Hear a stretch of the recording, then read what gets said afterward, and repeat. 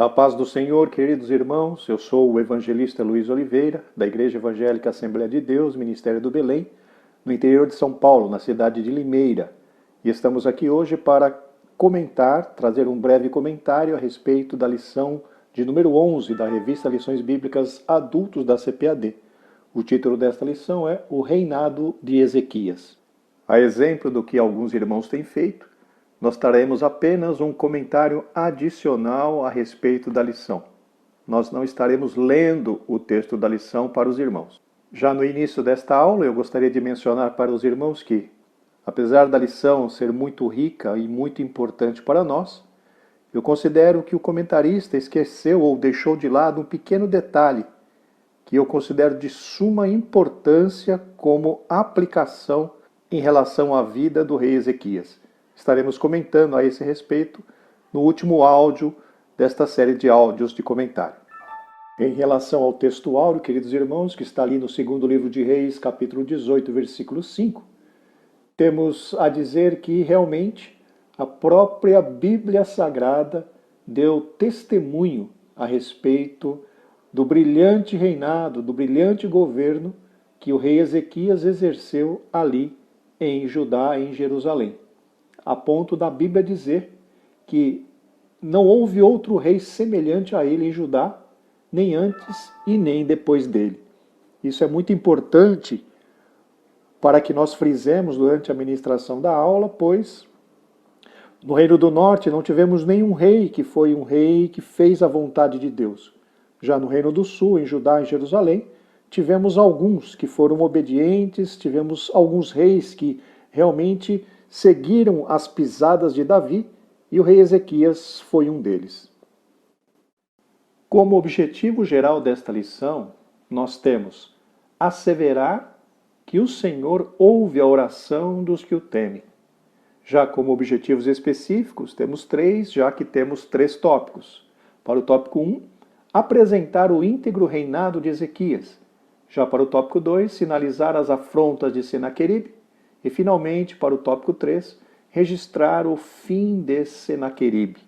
Notemos, irmãos, que como objetivo geral, o comentarista está apontando a respeito de mostrar para o povo que Deus responde às orações. Na realidade, esse objetivo ele não está claramente definido. Por quê? Porque nós não vemos uma ênfase grande na lição a respeito desse tema. Então nós vemos sutilmente sendo afirmado, sutilmente sendo enfatizado isso, mas não há uma ênfase grande a respeito dessa questão de o Senhor ouve a oração dos que o temem. Então cabe a nós, professores, darmos essa ênfase se assim acharmos necessário. Conforme mencionamos já no início dessa ministração, essa lição está muito rica e é muito importante para nós, pois ela mostra que Ezequias foi, na maior parte do tempo, um excelente rei em Judá.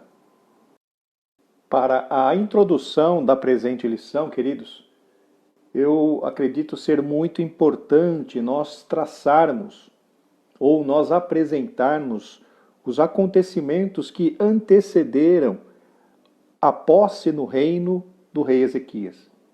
É muito importante que nós mencionemos o que Acás, seu pai, realizou em Judá antes que Ezequias assumisse, principalmente no que diz respeito à sua idolatria, na realidade ao seu grande desespero quando ele se viu atacado pelo rei da Síria e de Israel, a ponto de ele se oferecer como vassalo para o rei da Síria. E depois lá em 2 Crônicas nós vemos que ele realmente perdeu o controle, ele se descontrolou a ponto até de oferecer sacrifícios aos aos deuses das nações que estavam atacando a Judá. É importante também nós entendermos o contexto em relação ao templo, o que aconteceu ou qual tratamento Acás deu ao templo de Deus. E para isso podemos ler o texto de 2º livro de Crônicas, capítulo 28, versículo 24, na Almeida Revista e Corrigida, que nos diz: E ajuntou Acás os utensílios da casa de Deus, e os fez em pedaços, e fechou as portas da casa do Senhor, e fez para si altares em todos os cantos de Jerusalém. Então, queridos, nesse texto de 2 Crônicas 28, 24, nós vemos que o rei Acás, pai de Ezequias, se descontrolou, fechou as portas da casa do Senhor e passou a oferecer sacrifícios em todos os cantos de Jerusalém. No meu entendimento, é muito importante que nós frisemos, que nós deixemos claro este ponto para os nossos alunos, até para que eles se ambientem em relação aos desafios que Ezequias enfrentaria logo no início do seu governo. Outro ponto que eu considero importante de ser mencionado é que Ezequias rompeu com a tradição deixada pelo seu pai Acás, uma tradição de desobediência, uma tradição de idolatria, para fazer completamente diferente do que fizera seu pai. Existe no senso comum uma ideia de que o meio onde uma criança é criada tem influência determinante na formação do caráter desta criança.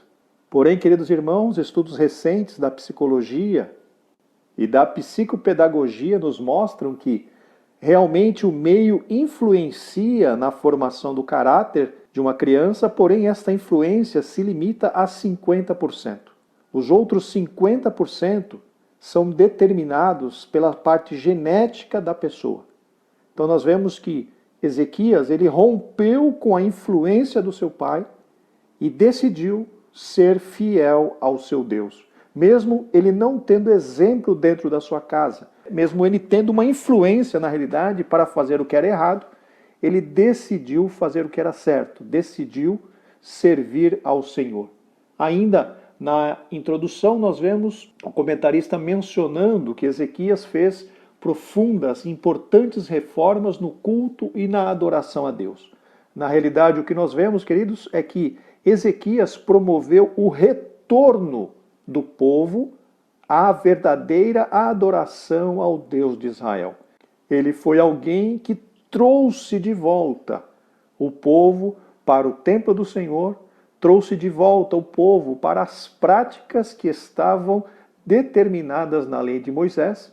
E nessa lição nós trataremos também em relação à celebração da Páscoa, que era uma das 3 festas exigidas pela lei, nas quais os israelitas deveriam comparecer anualmente diante do Senhor, e que, pelo que nós vemos na Bíblia Sagrada, foi por muitas décadas desprezadas, por muitas décadas desprezadas pelo povo de Judá e de Israel.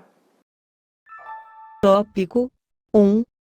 O tópico 1 desta lição nos diz: o justo reinado de Ezequias. Em relação ao subtópico 1, um rei reformista, nós vemos que Ezequias, quando assumiu o trono em Judá, uma das suas primeiras ações foi justamente reabrir as portas da casa do Senhor. Vamos ler o que está ali em 2 Crônicas, capítulo 29, versículo 3, na Almeida Revista e Corrigida. Ele, no ano 1º de seu reinado, no mês 1º, abriu as portas da casa do Senhor e as reparou. Então notem, queridos irmãos, que Ezequias tinha em mente, como primeira ação do seu governo, abrir as portas do templo do Senhor, que haviam sido fechadas pelo seu pai Acás. Então vemos que realmente no coração de Ezequias havia um desejo muito grande de trazer de volta para Judá os tempos de glória, os tempos onde o verdadeiro Deus se manifestava ali no templo dele. Glórias ao nome do Senhor.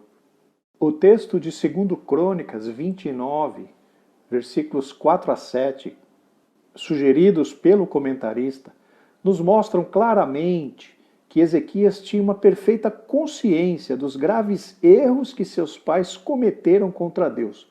Leiamos esse texto de 2 Crônicas 29, de 4 a 7, na Nova Versão Internacional. Convocou os sacerdotes e os levitas, reuniu-os na praça que fica no lado leste e disse: escutem-me, levitas, consagrem-se agora e consagrem o templo do Senhor, o Deus dos seus antepassados. Retirem tudo o que é impuro do santuário. Nossos pais foram infiéis. Fizeram o que o Senhor, o nosso Deus, reprova e o abandonaram. Desviaram o rosto do local da habitação do Senhor e deram-lhe as costas. Também fecharam as portas do pórtico e apagaram as lâmpadas. Não queimaram incenso nem apresentaram holocausto no santuário para o Deus de Israel. Vejam então, queridos, que quando Ezequias convocou os sacerdotes e os levitas para que purificassem o templo, ele tinha a clara visão de que os seus pais, a casa e os seus avós, enfim, a sua ascendência havia pecado grandemente contra Deus, desprezando o serviço ali no templo do Senhor. E para isso, e por causa disso, na realidade, Ezequias então convocou aqueles sacerdotes e levitas para que fizessem aquela grande purificação no templo do Senhor, para que ele pudesse ser reativado, para que os trabalhos ali, os holocaustos, os serviços ali no templo, pudessem ser retomados para a glória de Deus. Outro ponto importante a ser mencionado é que o rei mandou destruir os altares pagãos que haviam espalhados ali por Judá e Jerusalém, onde o povo oferecia sacrifícios a outros deuses. É muito importante nós deixarmos claro, meus irmãos, que para que sirvamos ao Senhor, nós não podemos ter o coração dividido. Nós vimos isso na lição de número 10, que Deus não aceita coração dividido. Ou nós somos de Deus, ou não, nós não somos de Deus. Não dá para ser apenas 50% de Deus. Então, Ezequias mandou destruir os altares, os locais onde o povo oferecia um sacrifício, para que eles tivessem apenas o templo em Jerusalém como local oficial para o oferecimento de sacrifícios ao Deus de Israel. Isso nos mostra que esta reforma, ou seja, essa chamada à restauração do culto a Deus, foi muito abrangente, pois além de abrir as portas da casa do Senhor, Ezequias mandou purificar o templo e também destruir tudo aquilo que estava atrapalhando o povo a servir a Deus de uma forma completa e perfeita. O subtópico 2 nos fala da purificação dos lugares sagrados. Ezequias, conforme vimos, convocou os sacerdotes e os levitas para que eles santificassem a casa do Senhor. E a Bíblia nos diz, queridos irmãos, que havia muitas coisas terríveis e imundas dentro do templo que foram levadas para ali pelos reis que antecederam Ezequias. O objeto que mais nos chama a atenção foi o altar que o rei Acás, pai de Ezequias, mandou que o sacerdote Urias construísse para colocar ali no templo do Deus de Israel. Esse altar, queridos, ele foi construído de acordo com o modelo que Acás viu lá em Damasco, numa viagem que ele fez ali para se encontrar com o rei da Assíria, Tiglat-Pileser. Acás foi a Damasco, viu aquele altar, gostou dele e pediu para que, ele mandou para que o sacerdote Urias construísse um altar exatamente igual àquele para colocar dentro ali da casa de Deus. Isso, queridos irmãos, representava uma profunda profanação do que é sagrado. Porque Deus não aceita que nós o adoremos de acordo com os costumes do mundo. Os irmãos se lembram que quando Deus mandou que Moisés construísse o tabernáculo, o desenho de todas as coisas que haveriam dentro do tabernáculo foram entregues a Moisés. Deus mostrou a Moisés o desenho de tudo aquilo que teria dentro do tabernáculo. E quando Salomão foi construir o templo, ele já havia recebido de Davi, seu pai, todas as plantas, todos os detalhes do que haveria dentro do templo que ele construiu, porque Deus havia enviado para Davi, através dos seus servos, como que deveriam ser todas as coisas que estivessem ali dentro do templo. Então, levar um objeto estranho para o templo de Deus em Jerusalém representava, se configurava numa grande profanação. E esse altar estava ali, e ele foi retirado pelos sacerdotes, pelos levitas, quando eles fizeram a purificação da casa de Deus ali em Jerusalém. A Bíblia nos fala que demorou 8 dias para que eles purificassem totalmente a casa do Senhor ali.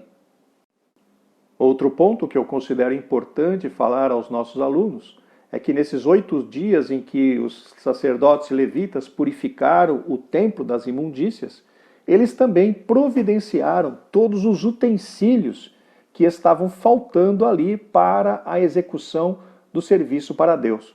Utensílios que o próprio rei Acás, pai de Ezequias, havia destruído antes de fechar as portas da casa de Deus. Vamos ler o que está ali em 2 Crônicas 29, versículos 18 e 19, na nova versão transformadora.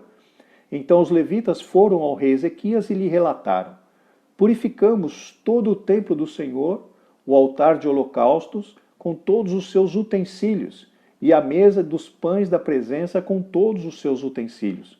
Recuperamos todos os objetos que o rei Acás jogou fora quando foi infiel e fechou o templo. Agora estão diante do altar do Senhor, purificados e prontos para o uso. Então vejam, queridos, que os sacerdotes e os levitas se preocuparam até em recuperar, em refazer os utensílios que o rei Acás havia destruído.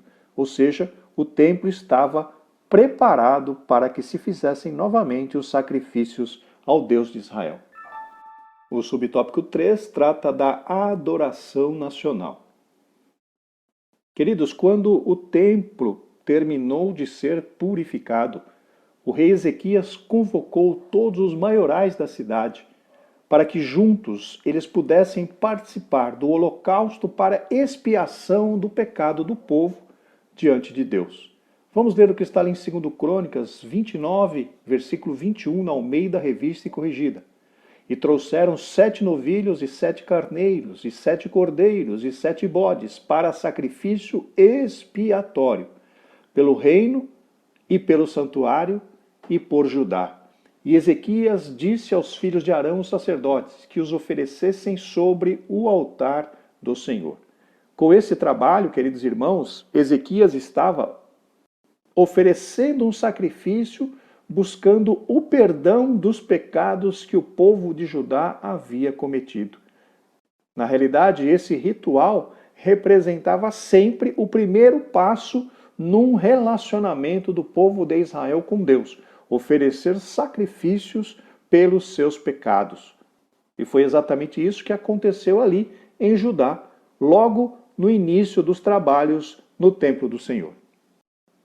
Dentre os vários pontos importantes, queridos, que encontramos nessa história, um que chama bastante atenção é que os judeus se prostraram diante do Senhor quando eles ofereceram os sacrifícios.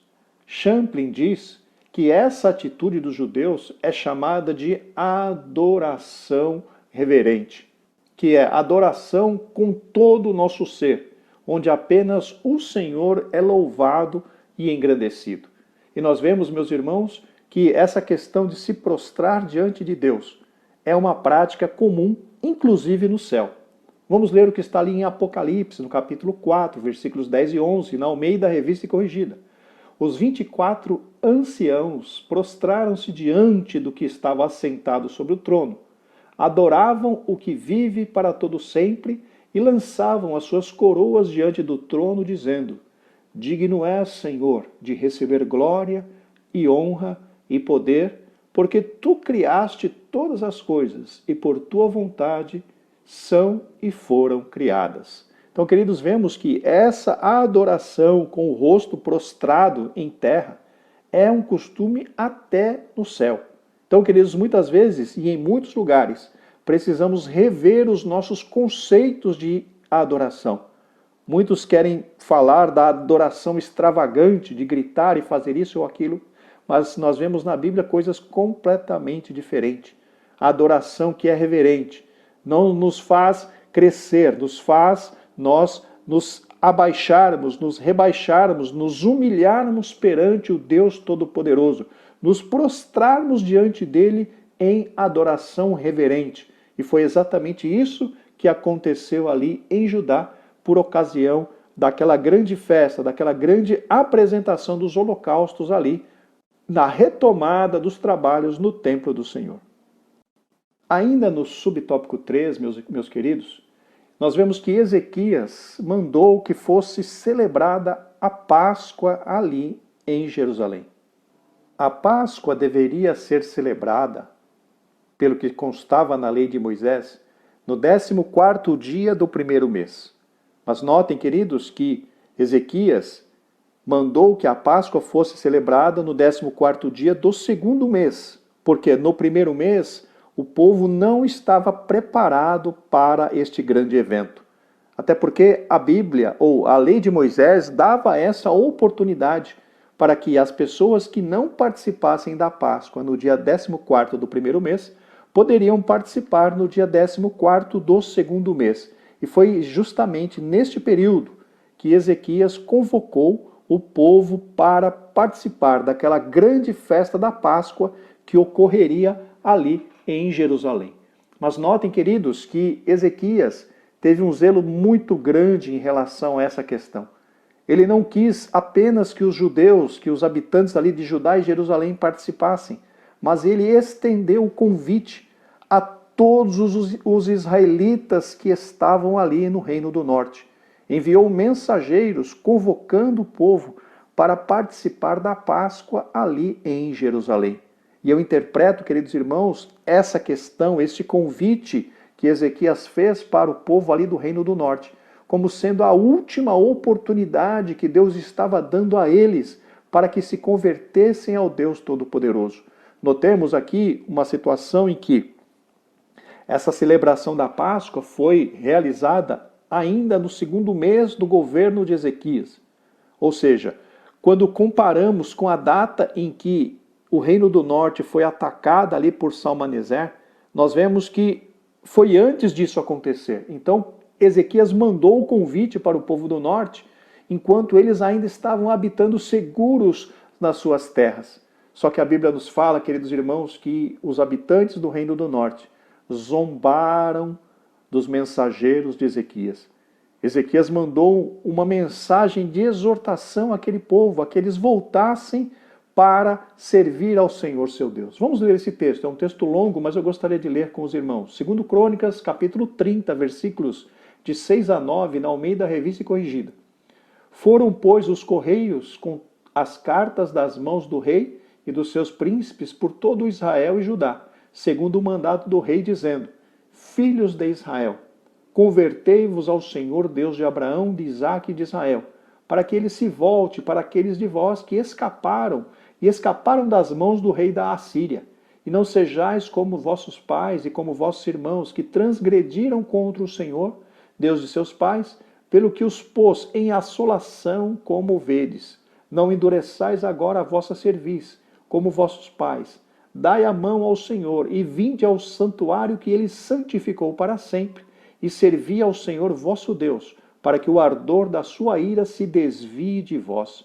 Porque, em vos convertendo ao Senhor, vossos irmãos e vossos filhos acharão misericórdia perante os que levaram cativos e tornarão a esta terra, porque o Senhor vosso Deus é piedoso e misericordioso, e não desviará de vós o vosso rosto, desviará de vós o rosto, se vos converterdes a ele. Vejam, meus irmãos, Ezequias, usado por Deus, enviou uma exortação ao povo do Reino do Norte. Mas ao invés de se converterem, a Bíblia diz que eles zombavam dos mensageiros de Ezequias. No meu entendimento, como eu disse aos irmãos, essa foi a última oportunidade, ou uma das últimas oportunidades que Deus deu ao Reino do Norte para se converterem. Porém, eles recusaram se converter. Tópico 2. O tópico 2 da lição nos diz: Senaqueribe invade Judá. O subtópico 1 nos diz as ameaças de Senaqueribe. Nós vemos, meus irmãos, na história que, desde o reinado de Tiglat-Pileser III, a Assíria havia experimentado uma forte expansão territorial na região da Palestina, por conta de ter vencido várias daquelas nações através da guerra. E há uma outra coisa importante, interessante a dizer, que depois de Tiglat-Pileser III, se levantaram mais 2 reis na Assíria antes de Senaqueribe.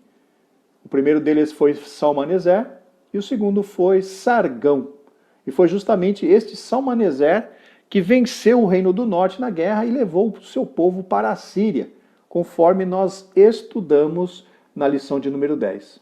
E é importante nós lembrarmos que, logo no comecinho do governo de Ezequias, ele rompeu, ele se rebelou contra o rei da Assíria, gerando então uma pendência militar entre as duas nações.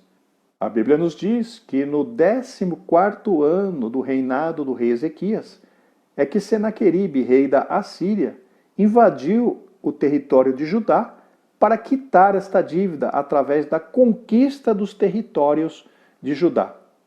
A Bíblia nos diz ainda que Senaqueribe invadiu os territórios de Judá, conquistou algumas cidades e depois enviou o seu grande exército ali para Jerusalém para questionar, para inquirir a pessoa do rei Ezequias o porquê ele havia se rebelado contra o rei da Síria.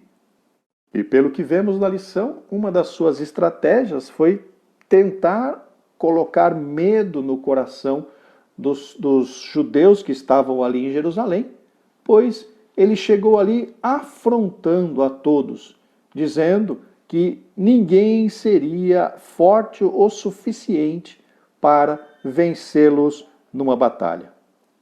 Rabsaque, que foi um dos oficiais que o rei da Assíria enviou a Jerusalém, ele chegou a dizer que Ezequias estava enganando o povo.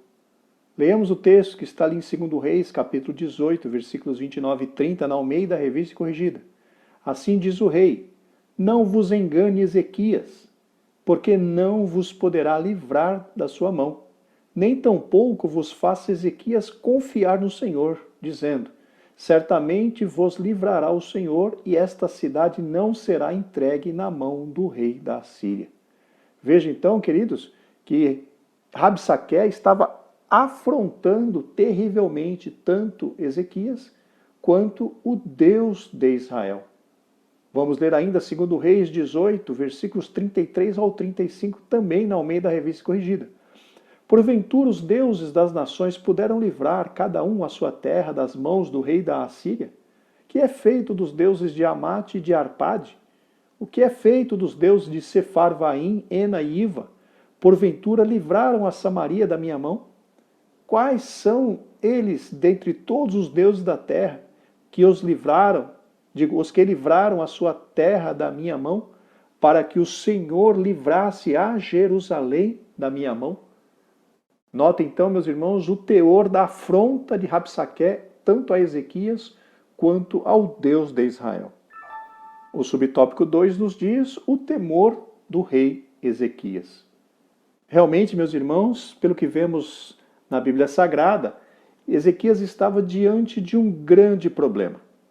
Os exércitos da Assíria, conforme nós já mencionamos, vinham de grandes vitórias sobre outras nações, e por conta disso Judá não seria páreo para eles. E Ezequias fez o que todos nós, como cristãos, devemos fazer quando enfrentamos situações difíceis, situações de complicação extrema. Devemos buscar ao Senhor. Leamos o que diz Jeremias 29:13 na Almeida Revista e Corrigida. E buscar-me-eis, e me achareis, quando me buscardes de todo o vosso coração. Ezequias não confiava na força do seu braço. Ezequias não confiava no poder do seu exército. Ezequias buscou ao Deus Todo-Poderoso, porque apenas do Senhor é que veio o socorro. E como resposta deste clamor de Ezequias, Deus usou o profeta Isaías para lhe trazer uma palavra de conforto. Vejamos o que diz 2 Reis 19, versículos 6 e 7, na Almeida Revista e Corrigida. E Isaías lhes disse: assim direis a vosso Senhor, assim diz o Senhor, não temas as palavras que ouviste, com as quais os servos do rei da Assíria me blasfemaram. Eis que meterei nele um espírito, e ele ouvirá um ruído, e voltará para a sua terra. a espada o farei cair na sua terra. Vejam, queridos, que diante da grande aflição do rei Ezequias, ele buscou o Senhor, buscou uma resposta de Deus. E Deus deu a ele uma resposta de paz através do profeta Isaías. E a mesma coisa que acontece com todos nós, aqueles que buscam ao Senhor de todo o seu coração. A Bíblia nos garante que ele encontrará o seu Deus. Tópico 3. O tópico 3 da lição nos diz: a oração do rei e o livramento do Senhor. Para o subtópico 1, nós temos a oração confiante de Ezequias. Queridos, a Bíblia nos diz que depois que Rabsaqué falou todas aquelas palavras ofensivas contra Ezequias e contra Deus ali em Jerusalém, ele retornou para encontrar-se com o rei Senaqueribe, que anteriormente estava em Laques, mas ele encontrou o rei Senaqueribe pelejando ali contra a cidade de Líbina.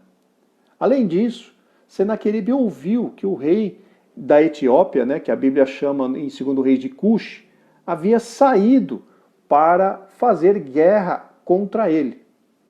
Quando Senaqueribe saiu ali de Israel para combater contra o rei de Cush, ou da Etiópia, conforme mencionei, ele mandou cartas para Ezequias com afrontas ainda maiores, tanto a Deus quanto ao rei de Judá, querendo mais uma vez reforçar o seu papel de amedrontar aquele povo para que ele viesse conquistar com mais facilidade a cidade de Jerusalém. E existe um texto bíblico, meus irmãos, que nos mostra claramente o terrível desrespeito e blasfêmia que Senaqueribe fez ao Deus de Israel. Vamos ler o que está ali em 2 Reis, capítulo 19, versículo 10, na Almeida Revista e Corrigida. Assim falareis a Ezequias, rei de Judá, dizendo: não te engane o teu Deus, em quem confias, dizendo: Jerusalém não será entregue na mão do rei da Assíria. Vejam, meus irmãos, que petulância. Senaqueribe dizendo para Ezequias que Deus estava enganando o rei de Judá. Estava chamando o Deus de Israel de mentiroso. Uma grande blasfêmia, meus irmãos, que ali, depois de pouco tempo, seria cobrada daquele rei ímpio. Ezequias, de posse dessas cartas, essas cartas blasfemas, essas cartas que procuravam trazer medo para o seu coração, novamente fez o que todos nós devemos fazer em momentos de dificuldades, foi buscar ao Senhor e apresentou essas cartas todas diante de Deus, em oração, em súplica, pedindo socorro e misericórdia daquele que pode todas as coisas. O subtópico 2 diz: Deus conforta o rei.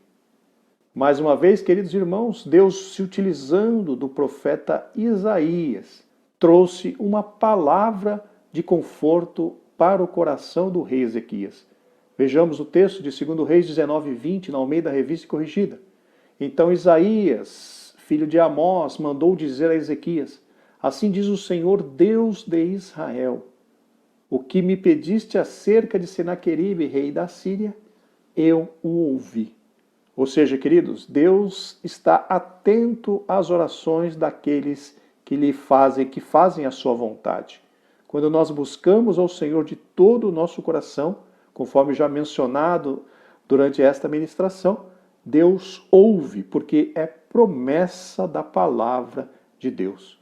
E a sentença decretada por Deus para Senaqueribe se deu inclusive em forma de poesia. Leamos esse começo dessa poesia que está ali em 2 Reis 19, do 21 ao 23, na Almeida Revista e Corrigida. Vejam que interessante. Esta é a palavra que o Senhor falou dele. A virgem, a filha de Sião, te despreza, de ti zomba.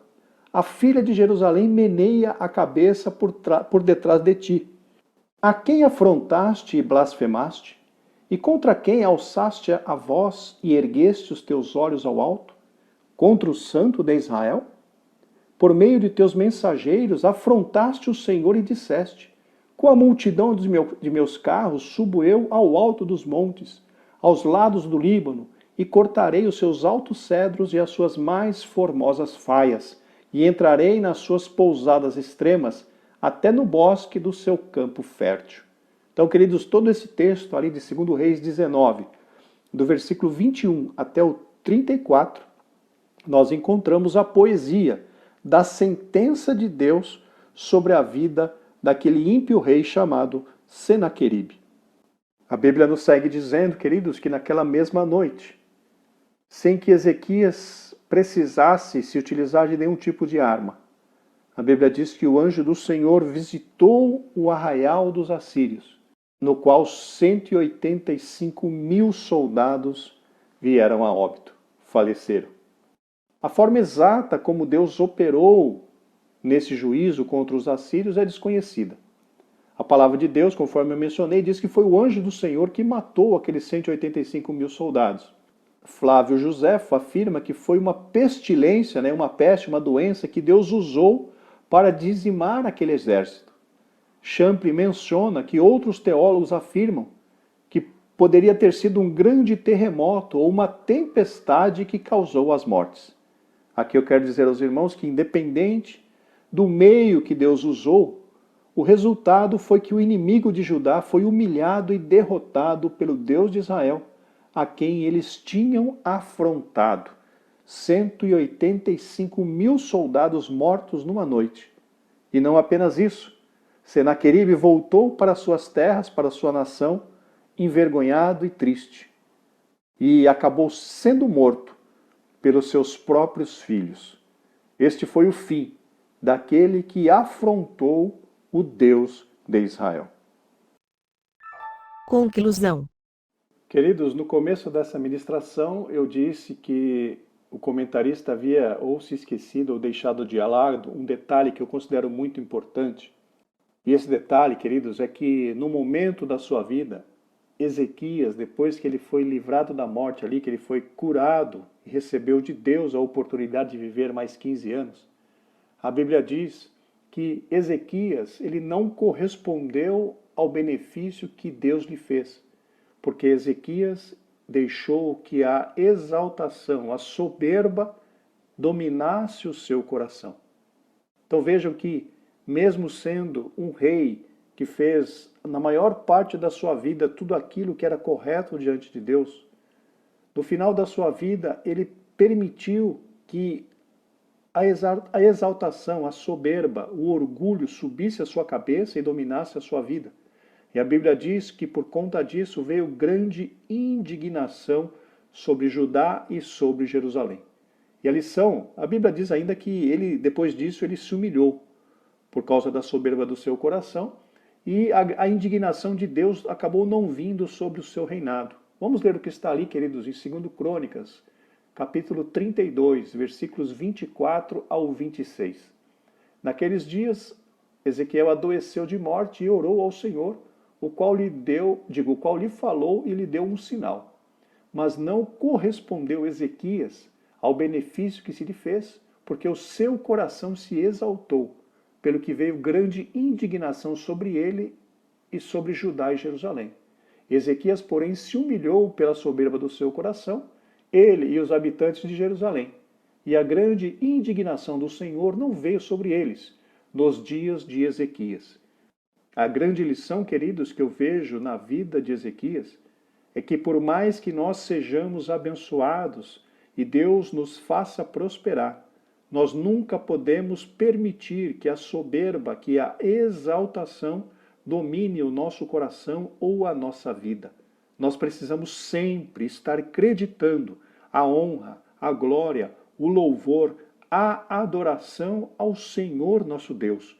Não podemos querer a glória para nós, não queremos querer a honra para nós, porque glória e honra são tributadas apenas ao Senhor nosso Deus. Que Deus abençoe a cada um dos irmãos e, mais uma vez, muito obrigado por essa oportunidade. Graça e paz.